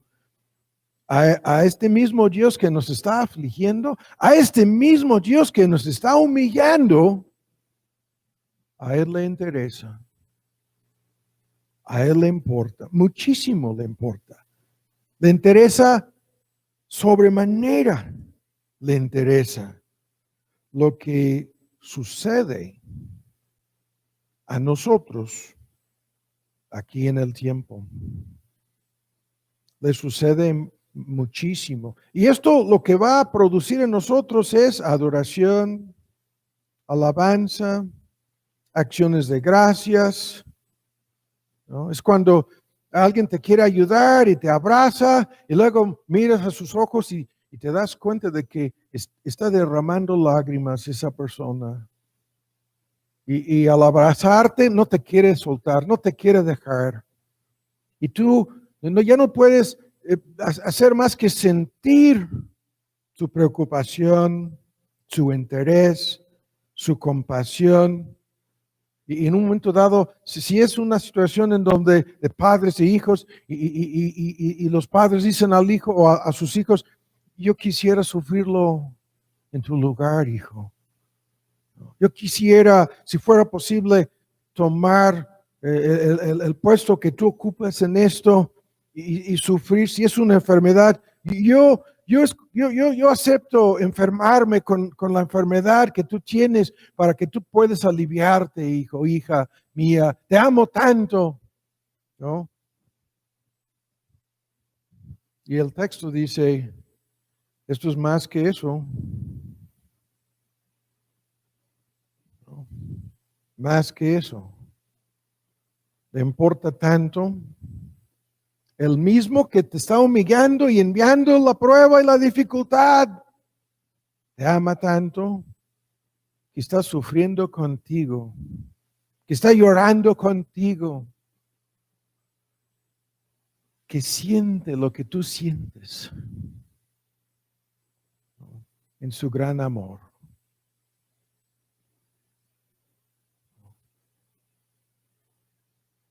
Así es este asunto en la vida de cada creyente. Padre, te damos muchas gracias por lo que hemos escuchado, por el tiempo apartado el día de hoy, en este segundo sermón de Año Nuevo, en donde hemos tratado de enfocar lo que está pasando en el mundo a grandes rasgos, con el propósito de entender lo que tú estás haciendo en nuestras vidas. Y con lo poco que hemos visto, Padre, tenemos más que suficientes motivos para humillarnos,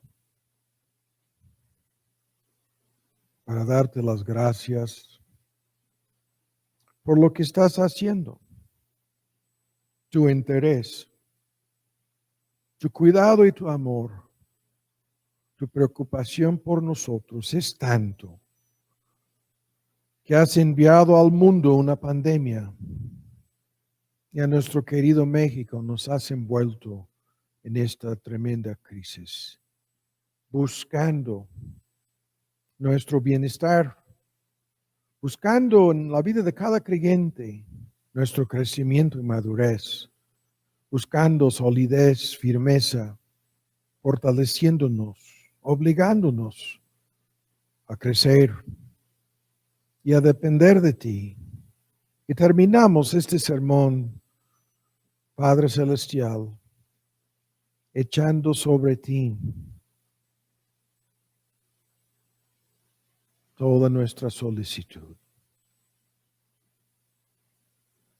Te pedimos que ayudes a cada creyente a hacer eso y a glorificar tu nombre y a alabar tu gracia y tu misericordia, sabiendo que todo esto es leve, momentáneo y pasajero, y terminará gloriosamente para cada creyente. Por los que no te conocen, te pedimos para que puedan ver que están en medio de esto y siguen en su rebeldía, siguen obstinados, siguen peleando en contra de su Creador, porque no se quieren humillar, no se quieren arrepentir, no se quieren entregar a Cristo.